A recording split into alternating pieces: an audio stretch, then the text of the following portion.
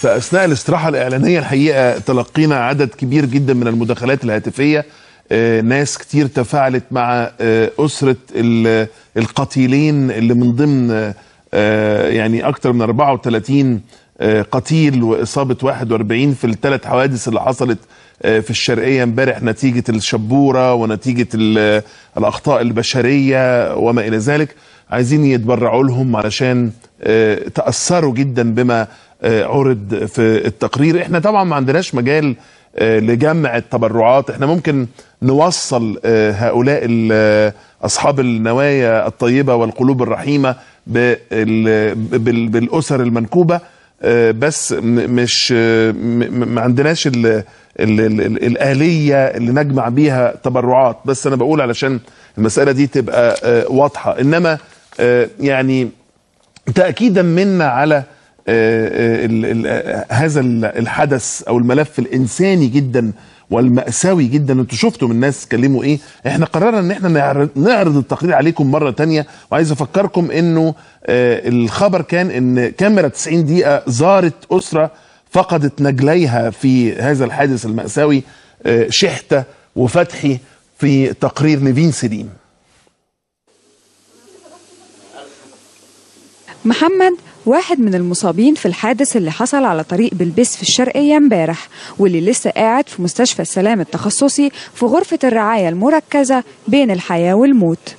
وده محمد مصاب تاني في الحادث ومحجوز في قسم المخ والأعصاب شبه فاقد للوعي، وأخوه قاعد جنبه من امبارح. البيت كله عندنا طبعا في غم وحزن طبعا، لأن احنا أولادنا برضو الباقيين بيروحوا العبور كل يوم.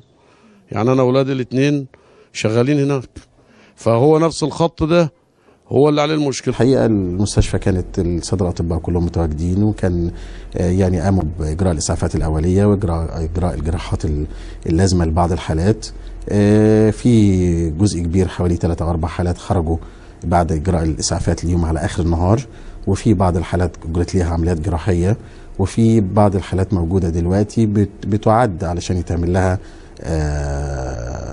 تدخل جراحي. الحادث البشع اللي حصل امبارح راح ضحيته 22 قتيل، منهم 5 من قرية واحدة كفر شلشلمون في منيا القمح. والمأساة الكبيرة ان في اخين راحوا في الحادثة، شحتة وفتحي. رحنا لأسرة الشابين لقينا والدتهم منهارة تماما ووالدهم في حالة ذهول. لا إله إلا الله في الجنة ونعمها حبايبي، نور عيني، ظهري انكسر نصين، عيني اصطفت نصين، حبايبي نور عيني، الكبد انشل من جوا والعف بطني هبطها عليه ربنا، صبرني يا شحتة يا فاتحي. شغالين في الحدادة في العاشر وفي العبور وكله ده شغالين هنا، بيجيبوا رزقهم ويدنهم جايين، وربنا هو اللي أعلم بنا، هو الأعلم ربنا.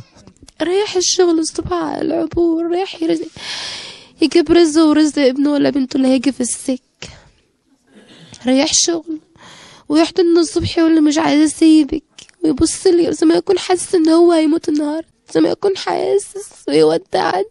الأسرة المكلومة زارها رئيس مجلس مدينة منيا القمح عشان يواسيهم، فانتهزنا الفرصة وسألناه عن رأيه في معاناة أهالي المنطقة مع المواصلات واللي كانت سبب في الحادث. أحيانا مثلا الأتوبيسات بتتعطل أو يعني النقل الرئيسي أو وسيلة النقل الرئيسية مؤمنة جدا، لما يبقى فيه طارئ زي مثلا موضوع الشبورة أو بتاع بيركبوا أي وسيلة نقل، لكن هو قدر، وطبعا ان شاء الله يتم تداركه. يعني ان شاء الله ما فيش بعد كده اطلاقا اي تحرك لعربيه نص نقل الا اذا كانت مجهزه لنقل الركاب او في اتوبيسات. فتحي كان اب ل3 اطفال منهم رضيعه عمرها 5 شهور بس، اما شحته فكان عريس جديد لسه ما كملش شهرين.